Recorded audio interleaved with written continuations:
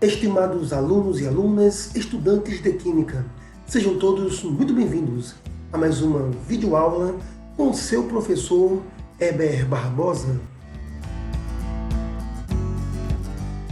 Desta vez, estamos juntos para estudar óxidos ametálicos e as suas contextualizações.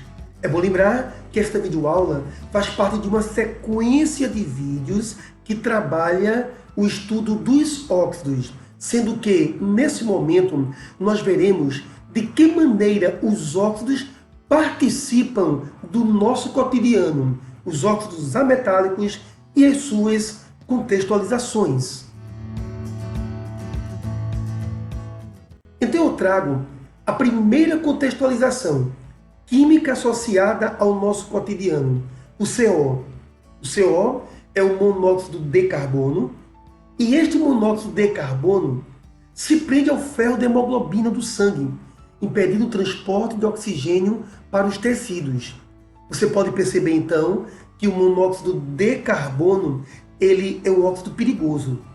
E para que você tenha uma noção mais clara do quão perigoso é este óxido, eu trago para vocês aqui uma reportagem do Fantástico, que fala sobre alguns incidentes que ocorreram, levando pessoas a óbito, envolvendo o monóxido de carbono. A morte de 4 pessoas da mesma família em Santo André na semana passada trouxe à tona uma preocupação recorrente. Qual a forma segura de ter um aquecedor a gás em casa? O Fantástico usou uma câmera especial para fazer um teste e mostrar como o monóxido de carbono, que pode ser letal, se espalha nos ambientes. Um equipamento que torna visível o perigo que a gente não enxerga. Podia ter sido um incidente sem grandes consequências, mas não foi. A simples queda de uma chaminé como esta levou uma família inteira à morte na semana passada. O Fantástico foi até o prédio em que Roberto e Kátia Ultima moravam com os filhos em Santo André, na Grande São Paulo, e visitou um apartamento com a mesma planta. Então, Edson, a área de serviço é bem ampla, né? Sim, a unidade que aconteceu. O problema é idêntica a essa daqui. De uma área de serviço igual? A mesma coisa, igualzinha. Edson, o síndico, foi uma das primeiras pessoas a chegar ao apartamento da família depois do acidente. Quando você entrou no apartamento da família, o aquecedor não tinha esse duto? Não, aqui, quando eu entrei lá, já com a polícia, bombeiros aí tudo, aqui no caso estava sem o duto, sem a grelha. Sem essa ventilação permanente, sem a ventilação. Isso aqui estava totalmente aberto, soltando o monóxido de carbono para dentro do imóvel. O monóxido de carbono é um gás produzido em maior ou menor quantidade sempre que ocorre uma combustão. O monóxido de carbono é extremamente tóxico. É um veneno chamado veneno ou matador silencioso, porque ele não tem cheiro, não tem cor e não tem sabor. Esse duto foi retirado de um apartamento aqui em São Paulo há alguns dias. Ele foi utilizado por pelo menos 4 anos. Agora o aquecedor passou por uma manutenção e esse aqui é o duto quando a gente aproxima ele da luz. Olha a situação por dentro. A gente consegue ver que ele está todo perfurado. Nós viemos até esta fábrica no interior de São Paulo para fazer um teste. Vamos ligar um aquecedor com o duto intacto, com o duto perfurado e sem duto nenhum para ver quanto monóxido de carbono é liberado em cada situação. Como o monóxido é invisível a olho nu, vamos usar esta câmera especial que consegue capturar vários gases, inclusive CO. Primeiro, nós ligamos o aquecedor com o duto em perfeito estado. Bom, aqui nós percebemos que a tubulação está íntegra, não há nenhum vazamento de gases. Depois, furamos o duto manualmente. A concentração aqui já começa a aumentar. Aqui a gente já está na faixa de 21, 20 ppm aqui dentro desse ambiente, mesmo ele estando ventilado. ppm é partes por milhão. Pelas normas, um aquecedor não pode emitir mais que 25 ppm de monóxido de carbono no ambiente em que ele está. Ou seja, só pode haver 25 moléculas de CO para cada 1 milhão de moléculas de ar.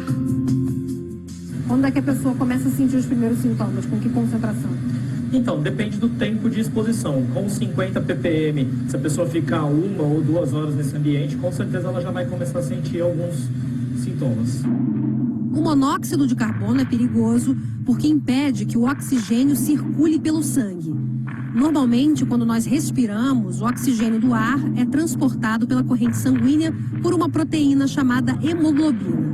O problema é que a afinidade entre a hemoglobina e o oxigênio é 200 vezes menor que a afinidade entre a hemoglobina e o monóxido de carbono.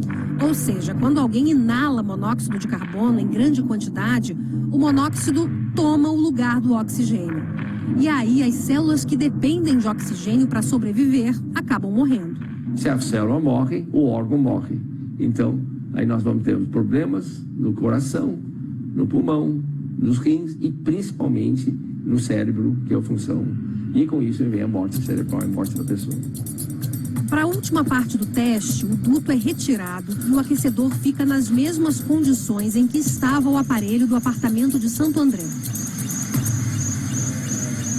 Com 1 minuto e meio do aquecedor funcionando sem o duto, o sensor de monóxido de carbono já começou a apitar. E segundo os especialistas aqui do laboratório, a situação lá dentro já é crítica. E olha a imagem da câmera especial. Todo esse movimento na parte de cima são gases, inclusive monóxido, invadindo o ambiente. No medidor, a concentração passa de 180 ppm rapidamente, cerca de 7 vezes mais do que o limite estabelecido pela norma. É importante lembrar que a intoxicação por monóxido não é raro no Brasil. Calcula-se mais ou menos de 50 até 100 pessoas morram anualmente por intoxicação por monóxido de carbono. Além da família Ultima, recentemente outros 2 casos chamaram a atenção. Em maio, 6 brasileiros da mesma família foram encontrados sem vida no Chile. E há quase 2 semanas, outra família morreu em Guarulhos depois de acender uma churrasqueira num ambiente fechado. No caso dos aquecedores, a manutenção deve ser feita anualmente por um profissional especializado. O síndico do prédio da família Ultima acredita que Roberto não sabia do risco e retirou o duto para reinstalar a parte que caiu. A intenção dele, na minha opinião, foi esta. Só que ele acabou, acho que deixando, vamos fazer amanhã depois e essa espera aí não deu tempo.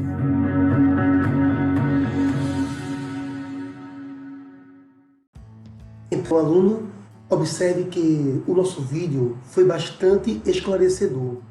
Temos então uma continuidade dos nossos estudos, onde a química do nosso cotidiano está agora sendo contextualizada através do CO2, o dióxido de carbono, que inclusive também é produzido nas queimas.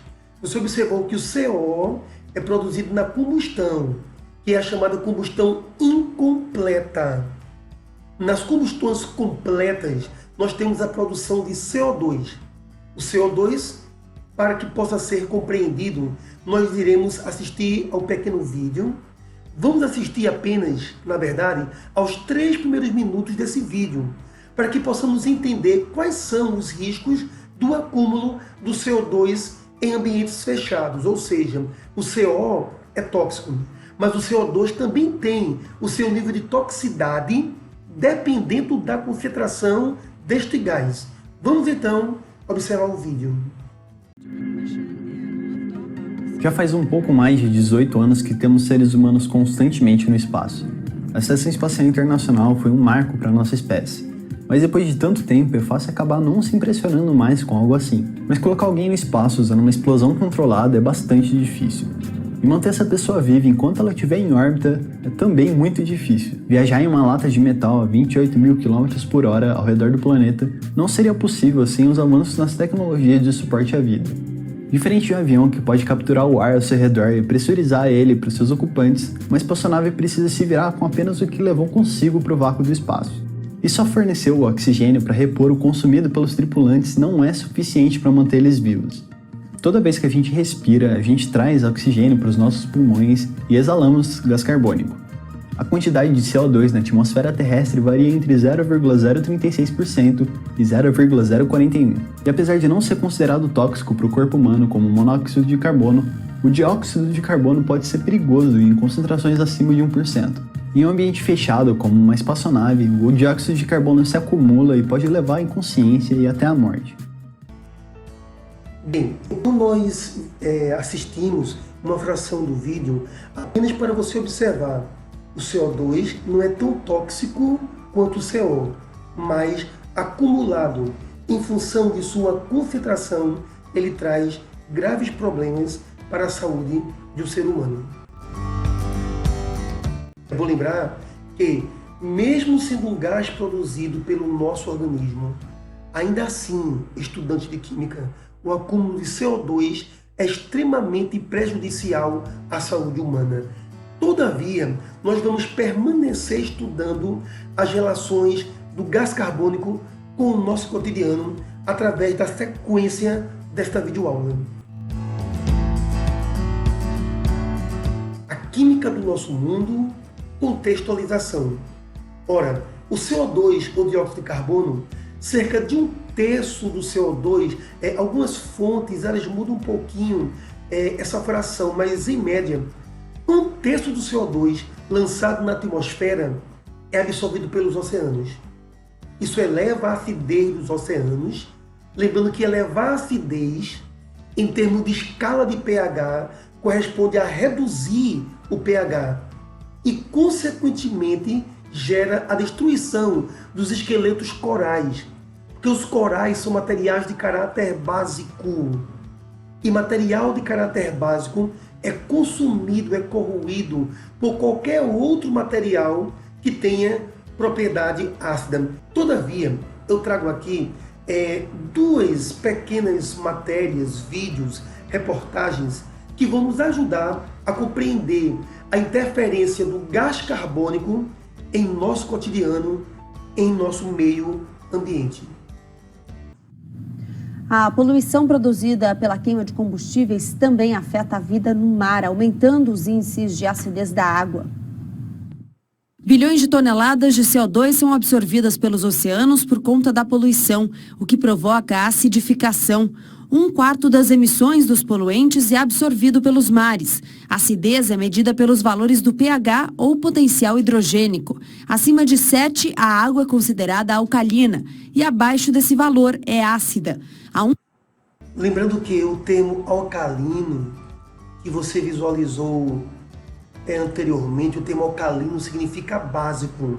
O pH acima de 7 é alcalino, é básico. E o oceano é alcalino, o oceano é básico. Agora, disse o vídeo que pH abaixo de 7 é ácido. O pH 7 você sabe que é neutro. Acima de 7 o pH é básico, alcalino, e abaixo de 7 o pH é ácido. E quanto maior a acidez, menor será o valor do pH. Ácida. Há um século, a superfície do mar mantinha um índice de 8,2, que hoje chega a 8,1. Pode parecer uma mudança pequena, mas é significativa diante da alta sensibilidade dos peixes e de todo o ecossistema marinho. O aumento da acidez prejudica os níveis de carbonato de cálcio nos oceanos, responsável pela formação de conchas e esqueletos de muitas criaturas. É bom lembrar que o carbonato de cálcio, ao qual o texto se refere, é uma substância química de fórmula CaCO3, na verdade é um sal, e esse CaCO3, carbonato de cálcio, é muito conhecido com o nome de calcário, CaCO3, calcário. E o carbonato de cálcio, ele vem a ser um grande e importante componente dos esqueletos do corais. O carbonato de cálcio, o calcário, é um material básico que é atacado pela acidez que o gás carbônico expressa nos oceanos. Marinhas e interrompe a atividade reprodutiva, dificultando a fotossíntese em micro-organismos. A mudança também estimula o crescimento de algas e organismos vegetais. Então, estudante de química, eu creio que você percebeu o quão importante foi analisarmos este vídeo. Todavia, para ampliar nossa visão acerca da influência do gás carbônico em nosso meio ambiente, vamos então observar no segundo vídeo. As emissões de gás carbônico estão fazendo o nosso clima mudar. Muito gás carbônico na atmosfera também vai alterar a química dos oceanos. Quando o gás carbônico dissolve na água salgada, ele dá origem a um ácido. Apenas um pequeno aumento na acidez dos oceanos, combinado com outras mudanças climáticas, já pode fazer com que os corais tenham que lutar para sobreviver. Mas essa é apenas a superfície do problema. No fim do século, a acidificação pode fazer com que alguns tipos de plâncton não formem mais suas conchas. E os plânctons são a base de quase todos os ecossistemas marinhos. Se espécies-chave desses pequenos organismos se extinguirem, todos os animais que se alimentam dele também podem começar a desaparecer. A poluição derivada de gás carbônico ameaça mudar toda a vida que existe em nossos oceanos, ainda que essas mudanças não sejam perceptíveis para uma única geração. Novamente, estudante de Química, você percebeu o quanto é importante o conhecimento químico para a proteção do meio ambiente. O gás carbônico, então, é um gás de caráter ácido que ataca o meio ambiente, reduzindo o pH. Isto é a química contextualizada.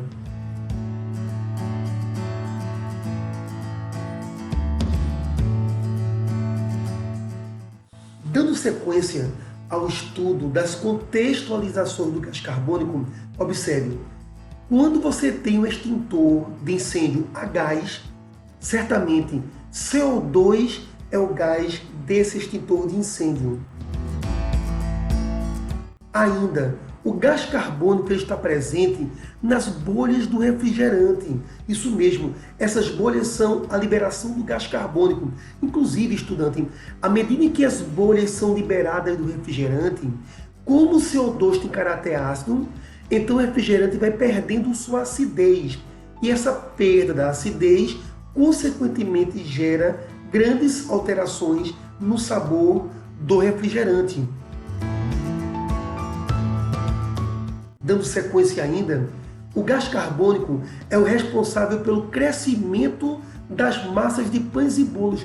Muito cuidado com essa expressão crescimento das massas, porque segundo vimos com Lavoisier, na natureza nada se perde, nada se cria, tudo se transforma. Ou seja, quando eu falo em crescer a massa, não quer dizer que o fermento faz o bolo ter maior quantidade de massa. Não é isto. Apenas o gás carbônico, ele se espalha pela massa e faz a massa inflar como um balão. Eu já escutei, de maneira equivocada, algumas pessoas se relacionarem ao crescimento da massa com o fato do bolo ficar mais pesado, o bolo ter mais massa. Isso não acontece. Apenas a massa se espalha, porque o gás carbônico, na verdade, é ele que se espalha pelo interior da massa.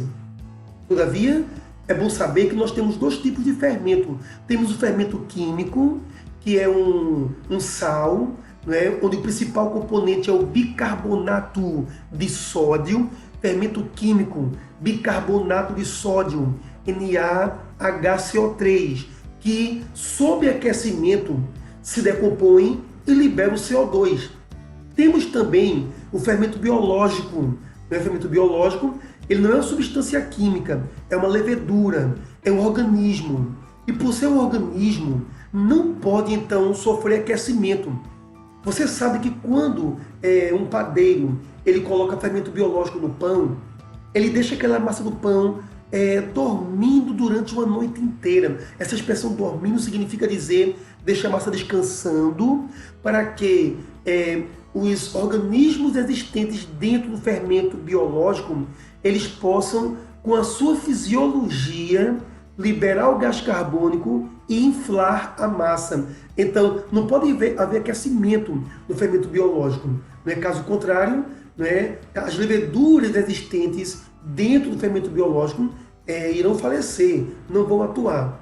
Já o fermento químico, que não é levedura, ok? não é um organismo, é uma substância, ele pode sofrer aquecimento.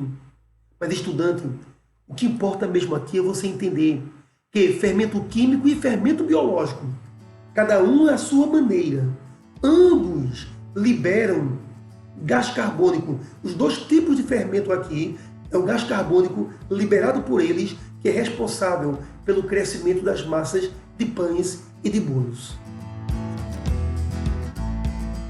Dando sequência à nossa química do cotidiano, vamos agora falar sobre a interferência do CO2 no efeito estufa. E para isto, novamente, eu trago mais um pequeno vídeo para a nossa análise.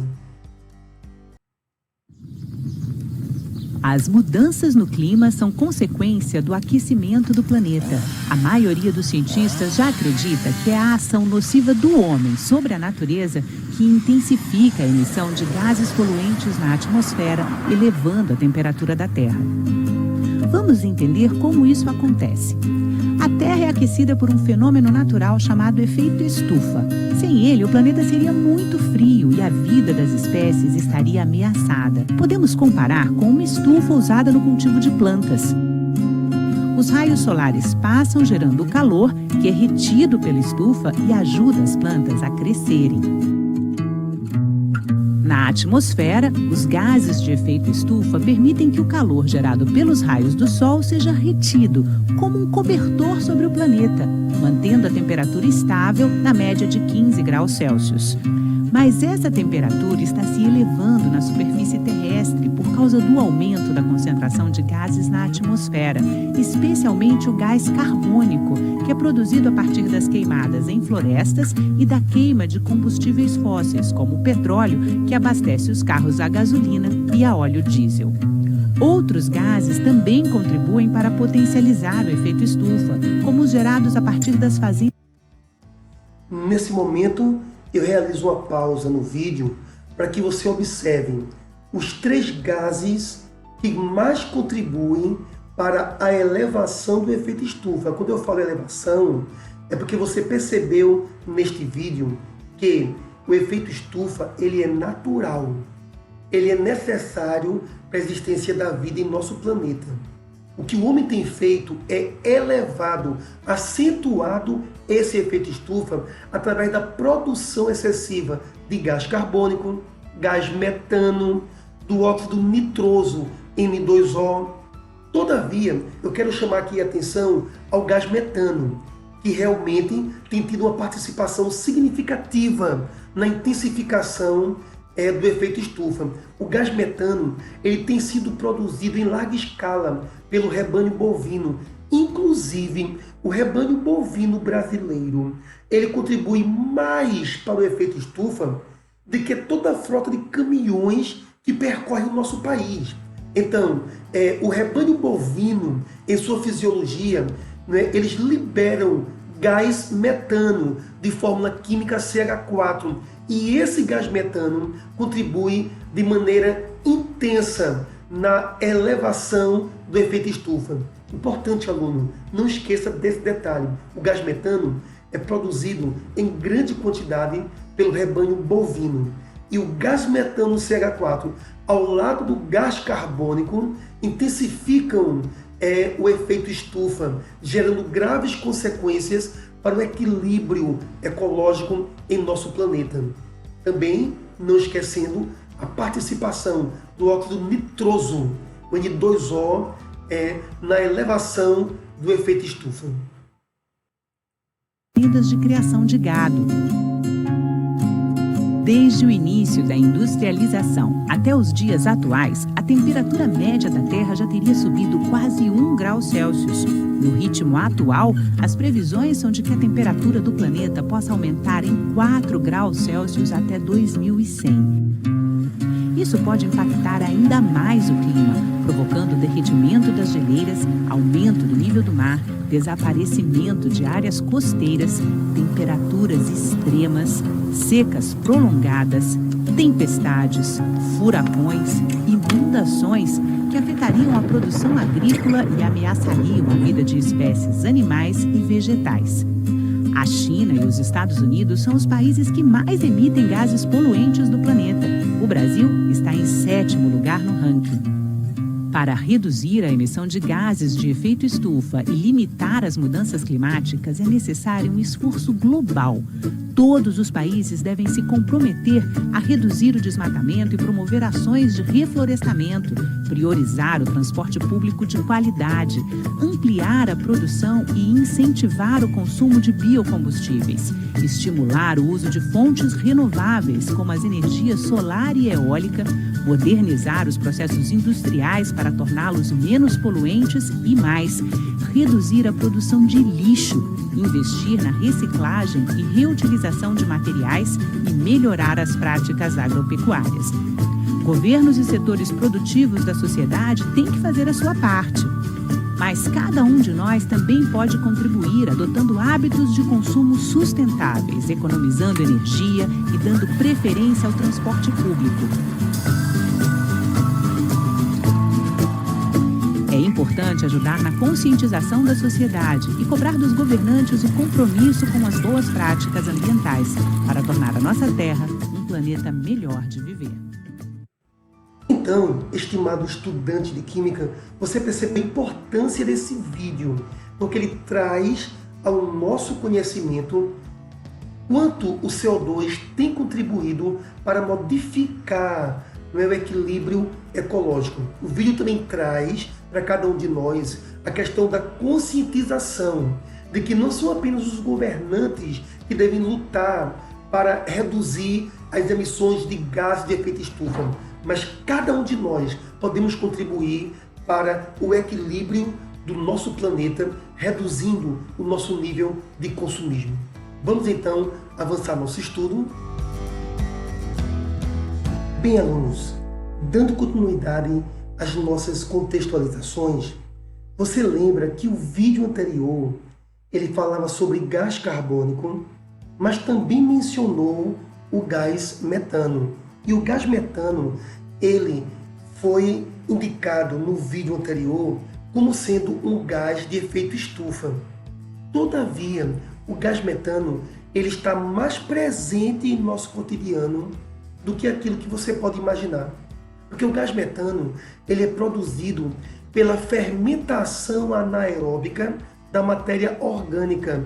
Ou seja, se você tem matéria orgânica na ausência de oxigênio anaeróbico, na ausência de oxigênio, então micro-organismos anaeróbicos irão converter a matéria orgânica em gás metano. Aliás, matéria orgânica nós podemos entender como sendo restos de alimentos, cascas de frutas, fezes humanas ou animais, folhas de árvores que caem, troncos de árvores, até mesmo animais mortos, esterco de boi. Tudo isso é matéria orgânica. E a matéria orgânica, se ela está enterrada na ausência de oxigênio, então há um processo anaeróbico que converte toda a matéria orgânica em gás metano. Todavia, o que muitas pessoas não têm a consciência é que os lixões produzem gás metano e que esse gás metano é o principal componente do chamado gás natural. E o uso incorreto de áreas localizadas sobre esses antigos lixões pode trazer consequências drásticas.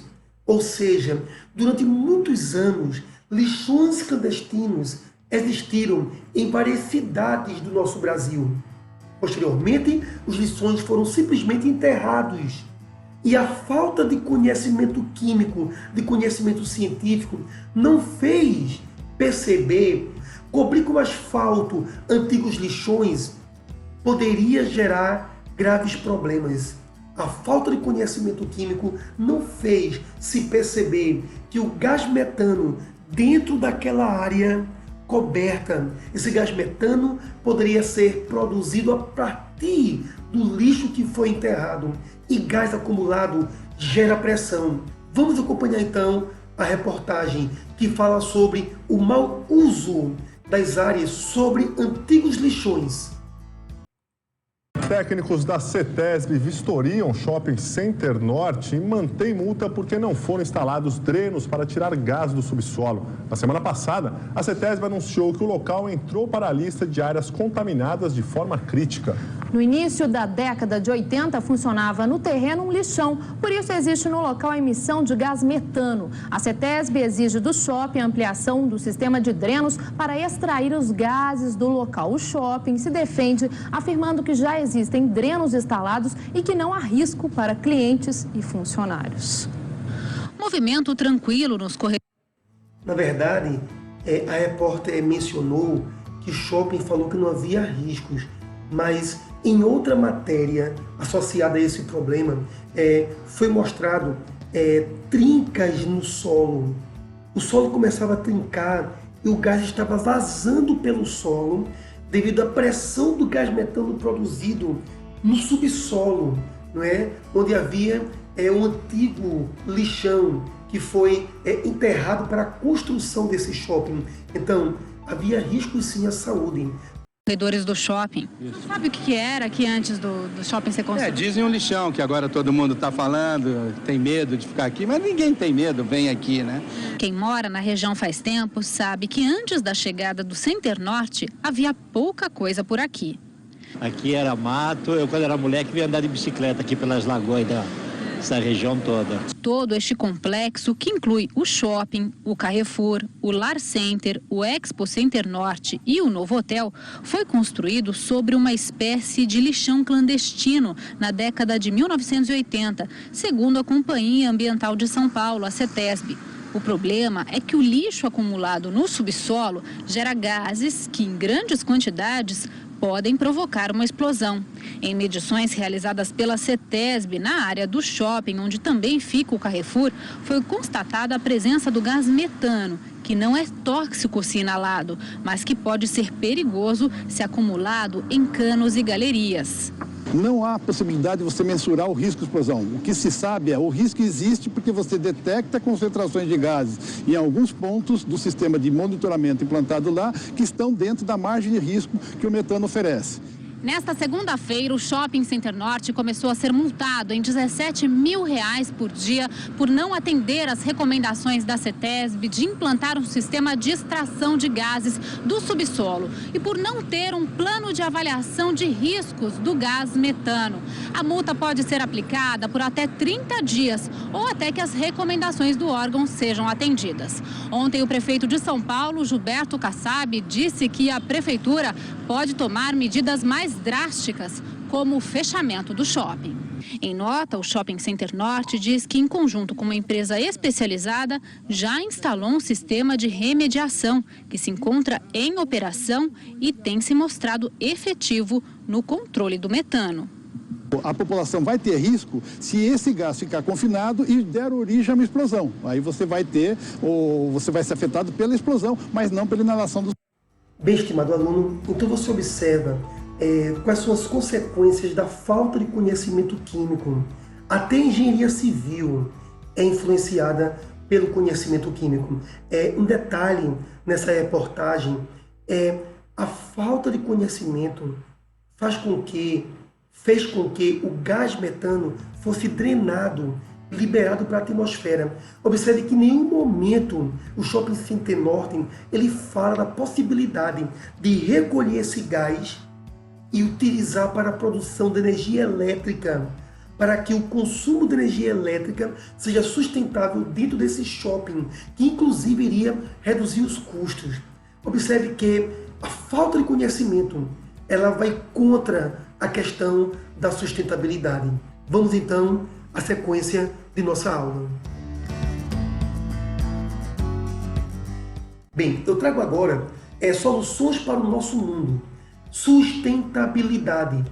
Gás metano ou gás natural, ele pode ser utilizado de forma sustentável, ok? Porque esse gás, ele vem do lixo orgânico. Vamos ver de que forma sustentabilidade está associada ao gás metano.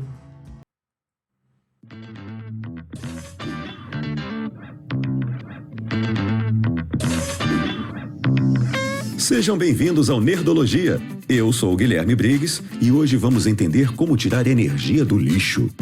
Não é porque terminamos de usar algo ou porque sobrou um resto de comida que o lixo não tem mais nada a oferecer. Entre outras coisas, ele pode ser uma ótima fonte de energia. A matéria feita pelos seres vivos, ou matéria orgânica, sempre tem energia. Energia que veio, na maioria das vezes, do Sol. Quando uma planta faz fotossíntese, ela está usando a luz do Sol para combinar o gás carbônico dissolvido no ar com a água do solo, para fazer moléculas orgânicas. Se você pesar o solo seco de um vaso onde uma planta cresceu, verá que muito pouco mudou. E isso porque a matéria que forma a planta veio da água e do ar. Daí em diante, animais usam a matéria que as plantas acumularam para crescer, ou a matéria de outros animais que comeram as plantas, ou animais que comeram plantas. Você entendeu? Essa energia está armazenada principalmente na forma de ligações atômicas, especialmente entre átomos de hidrogênio e carbono. Por isso, chamamos esse tipo de moléculas de hidrocarbonetos. Elas vão das mais simples, como as de gases com alguns carbonos, até moléculas enormes e complexas, como a da celulose e a da lignina, que formam a madeira. Quando fermentamos o açúcar da cana para produzir álcool, por exemplo, estamos fazendo o processo inverso, contando com fungos amigos para quebrar algumas das ligações dos hidrocarbonetos e decompor essas moléculas em álcool. Ao queimar o álcool, estamos terminando de desfazer as ligações entre o carbono e o hidrogênio e fazendo novas ligações deles com o oxigênio. Assim, produzimos gás carbônico, água e liberamos a energia que as plantas acumularam. Os restos de plantas que um agricultor não usa mais, ou restos de comida e lixo orgânico que produzimos, ainda tem muita dessa energia contida. Parte é aproveitada por fungos e bactérias que também fermentam e quebram ainda mais os hidrocarbonetos, formando cadeias bem menores. No gás metano, por exemplo, há apenas um átomo de carbono ligado a 4 hidrogênios, que ainda tem 4 ligações que podem ser aproveitadas. Ou seja, uma forma de aproveitar é queimar o gás contendo alto teor de metano em grupos motogeradores da GE e transformar essa energia química em energia elétrica. E isso envolve preparo, claro. Ao contrário de um lixão, onde tudo é jogado sem critério, precisamos de um aterro sanitário. No aterro, o lixo é depositado e compactado em camadas separadas, que favorecem o crescimento dos organismos fermentadores. O metano produzido é encanado e pode ser aproveitado por até 15 anos. Como o Cavaleiro do Zodíaco, que mesmo caído, ainda tem muita força, com a diferença que não precisamos dar saúde e flechada ou esperar o episódio inteiro para ver a ação acontecer. Assim, usamos até a última gota de energia contida no que descartamos, diminuímos o que vai ser lançado no meio ambiente e, de quebra, nos livramos do gás metano. Sim, porque mais que o gás carbônico leve a fama de causador do efeito estufa, cada molécula de gás metano tem 20 vezes mais impacto na absorção de calor na atmosfera. Com isso, o que o vídeo falou nesse momento é algo importantíssimo. O vídeo deixou bem claro que o gás metano ele interfere 20 vezes mais no agravamento do efeito estufa do que o CO2. Eu comento isso aqui porque em discussões em sala de aula, alguns alunos chegaram até a questionar por que utilizar o gás metano para produzir corrente elétrica se a queima do gás metano libera CO2 e o CO2 agrava o aquecimento global. Todavia, ao queimar o gás metano, você está retirando do ambiente um gás e produzindo um novo gás que é o CO2, e esse CO2 interfere 20 vezes menos no agravamento do efeito estufa do que o gás metano. Então sim, é viável utilizar o gás metano que vem dos aterros sanitários para produzir energia elétrica. Tem 20 vezes mais impacto na absorção de calor na atmosfera. Com isso, aterros sanitários ou mesmo fazendas podem usar algo que aconteceria de qualquer forma, a fermentação dos resíduos orgânicos. E ainda tem a vantagem de se criar uma usina elétrica que pode trabalhar em locais remotos, produzindo energia em geradores Gembacher, como os que existem em aterros em Juiz de Fora e Belo Horizonte, que fornecem eletricidade para até 60 mil moradores. O grupo motogerador da GE ainda tem a vantagem de ser mais eficiente. Calibra a mistura de ar e gás combustível no motor para uma queima mais econômica, melhorando a viabilidade de cada projeto e diminuindo a necessidade de intervenções técnicas. Bem, na verdade, eu utilizei um vídeo que é uma propaganda da GE, ok? Mas bem mais importante do que ser ou não ser uma propaganda da GE é o grau de contextualização, de conscientização que esse vídeo traz acerca do quanto o homem pode aproveitar o gás metano para produzir energia de forma sustentável. Sendo assim, vamos dar continuidade aos nossos estudos, às nossas contextualizações. Agora eu trago algumas matérias que vão nos indicar a importância do efeito estufa para o equilíbrio do nosso meio ambiente. A Terra e a Lua estão basicamente na mesma distância do Sol, e mesmo assim, a temperatura média na Lua é de 18 graus negativos. E pior ainda, varia de 170 graus negativos durante a noite a 100 graus positivos durante o dia, frequentemente superando as temperaturas mais quentes e mais frias já registradas na Terra. E enquanto os dias e noites na Lua são cerca de 14 vezes maiores do que na Terra, a relativamente rápida rotação do nosso planeta não é o que nos salva dessas temperaturas malucas. O que nos protege é a nossa atmosfera. Durante o dia, ela serve como um escudo, bloqueando os raios solares mais nocivos em cerca de 1/3 da luz. Ao mesmo tempo, ela retém radiação infravermelha, também conhecido como calor, que irradia para fora da nossa superfície aquecida pelo Sol, evitando que a gente congele durante a noite. Para que a nossa atmosfera absorva qualquer tipo de radiação, ela precisa ter algumas partículas eletricamente carregadas para que as ondas eletromagnéticas trabalhem. E a maior parte da nossa atmosfera é composta de moléculas de gases que não têm uma carga elétrica. Elas todas têm um número equilibrado de prótons positivos e elétrons negativos. Mas algumas moléculas mantêm a maioria dos seus elétrons negativamente carregados de um lado, criando um desequilíbrio que permite balançar de um lado. Isso é a chamada polarização da molécula. A água é uma molécula polar. A água é polarizada. Polaridade de moléculas será um tema visto logo em breve em uma outra videoaula. Mas observe como o conhecimento dos temas de química são importantes para se compreender a questão do equilíbrio do meio ambiente. É necessário a polarização das moléculas para que se possa gerar então o efeito estufa, a retenção de calor. Para o outro, absorvendo a energia de raios infravermelhos que passam por ali. Por exemplo, a água, o ozônio e o óxido nitroso são todos desequilibrados eletricamente, então todos conseguem absorver a radiação infravermelha. Depois, há gases como o dióxido de carbono e o metano. Teoricamente, nenhum deles é desequilibrado para os lados, então eles não parecem capazes de absorver qualquer calor. Mas, na verdade, moléculas de gases não ficam imóveis. Elas esbarram umas nas outras bilhões de vezes por segundo, se jogando para todos os lados, vibrando e girando. E acontece que ambas as moléculas de dióxido de carbono e metano passam a maior parte do tempo dançando, permitindo que elas absorvam os raios infravermelhos e ajudem a isolar a Terra. Mesmo que muitos diferentes tipos de moléculas possam absorver radiação infravermelha, a grande maioria da nossa atmosfera não consegue, pois é feita de nitrogênio e oxigênio, que não possuem um desequilíbrio em sua carga mesmo quando vibram. De qualquer maneira, aquele 1% estável absorve tão bem os raios que consegue interceptar cerca de 90% do calor que tenta escapar da Terra. Cada raio capturado faz um passeio pela atmosfera e a maioria acaba retornando para a superfície pelo menos uma vez antes de escapar para o espaço. Nós não precisamos visitar a Lua durante uma noite congelante para saber o quão importante esse jogo de pinball com os raios é importante para a Terra. Registros de temperatura dos nossos climas mais frios mostram que pequenas variações do dióxido de carbono produzem grandes mudanças na temperatura. Eles mostram também que, em comparação com os últimos 800 mil anos, o jogo hoje é muito, muito mais difícil. Bem, então o vídeo de fato foi importante para elevar a nossa compreensão acerca do efeito estufa, que é um efeito natural e necessário para a existência da vida na Terra. Temos ainda aqui mais um vídeo, vamos analisar a sua estrutura. Depois de anos de queda, emissões brasileiras dão sinais de voltar a subir. Análise do Observatório do Clima a partir do SEG, Sistema de Estimativa de Emissões de Gases de Efeito Estufa. Em 2012, de acordo com o levantamento do Observatório do Clima, o Brasil emitiu 1,48 bilhão de toneladas de carbono equivalente na atmosfera.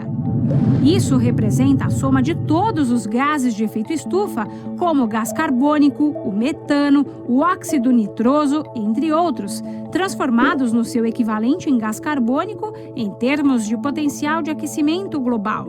As emissões estão divididas em 5 setores: resíduos, que participa com 3% do total, processos industriais, com 5%, energia, com 30%, mudanças do uso do solo, com 32%, e a... Observe que mudanças no uso do solo também contribuem para a elevação do efeito estufa.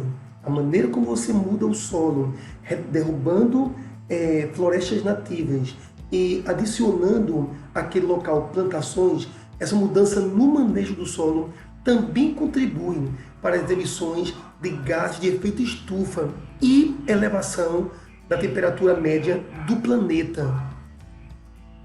Agropecuária com 30% das emissões. Porém, a agropecuária é responsável por uma parcela ainda maior, se além das emissões diretas do setor, também somarmos as emissões do desmatamento para a conversão de florestas em pecuária e agricultura, as emissões da energia e combustíveis utilizados nas atividades do setor, além das emissões dos resíduos da indústria de alimentos. Feita essa conta, o agronegócio é responsável, direta e indiretamente, por 64% do total. Bem, então tivemos aqui a análise de 2 vídeos de grande relevância para a compreensão das substâncias químicas como CO2, como CH4, como N2O, no equilíbrio do nosso planeta. É importante, estudante, que você posteriormente retorne um pouquinho esta videoaula e assista mais uma vez esses vídeos, passando para o caderno todo o conteúdo que nos foi apresentado nessas importantes matérias. Dando continuidade ao estudo da química do nosso cotidiano, nós traremos contextualizações associadas à chuva ácida. No caso, a chuva ácida, observe que está associada à presença de óxidos. O dióxido de nitrogênio está associado à chuva ácida. Não confundir o dióxido de nitrogênio NO2 com outro óxido visto anteriormente, o N2O. O N2O, o óxido nitroso, está associado ao aquecimento global. O NO2 está associado à chuva ácida. No caso, o dióxido de nitrogênio, o dióxido de enxofre, dois oxigênios, dióxido de enxofre, né, e o trióxido de enxofre. Esses são os 3 gases que o homem tem produzido em larga escala e que tem elevado, né, a intensidade da chuva ácida. Quando eu falo elevar a intensidade da chuva ácida, é porque a chuva em si, ela já é naturalmente ácida. Porque até mesmo o gás carbônico natural da atmosfera, ele já garante essa acidez à chuva. Todavia, o homem tem emitido quantidade excessiva de NO2, SO2 e SO3 na atmosfera, intensificando assim a chuva ácida. Então eu trago aqui para você uma rápida imagem que fala sobre esse processo. Inclusive vou dar um zoom aqui, ok? Vamos observar. Observe que nós temos aqui fábricas. Essas fábricas estão simulando a ação do homem, ok? E essas emissões são de SO2, NO2, ok? Na verdade, nós podemos chamar de SOX, NOx, ok? E esse SO2 e NO2, que são óxidos de caráter ácido, observe, SO2 e NO2, eles são óxidos de caráter ácido. Óxidos de caráter ácido em contato com a água formam ácidos.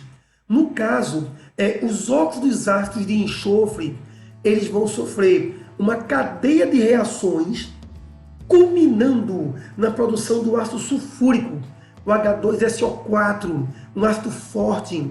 Os óxidos de nitrogênio, eles sofrem uma cadeia de reações em contato com a água, culminando na produção do ácido nítrico, o HNO3, também o ácido forte. Então, os óxidos de caráter ácido que nós lançamos na atmosfera reagem com a água, formando ácidos fortes, o ácido fúrico, H2SO4, o ácido nítrico, o HNO3, também ácido forte.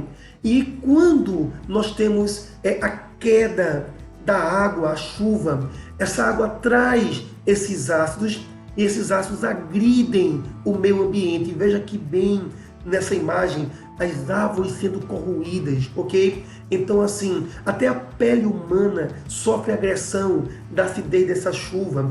Um exemplo clássico, os monumentos de mármore, as estátuas que são corroídas ao longo dos anos em função da elevação da acidez da chuva. Então, dando sequência, SO2, NO2, os óxidos do tipo SOX, NOx, são gases poluentes, são óxidos de caráter ácido. Nós vimos anteriormente que os óxidos ametálicos são de caráter ácido e o enxofre e o nitrogênio são ametais. Ametais combinados com oxigênio produzem óxidos de caráter ácido. Lembrando ainda, os ácidos formados pelo contato com a água nas nuvens são o H2SO4, o ácido sulfúrico, e o HNO3, o ácido nítrico. Importante comentário acerca da influência das substâncias químicas em nosso meio ambiente. Bem, estudantes de Química, chegamos ao final de mais uma videoaula. Espero muito que esta videoaula tenha contribuído para você observar quanto o conhecimento químico é importante para cuidar daquilo que é nosso, da nossa saúde, da saúde do nosso planeta. Aguardo todos vocês em nossa próxima videoaula.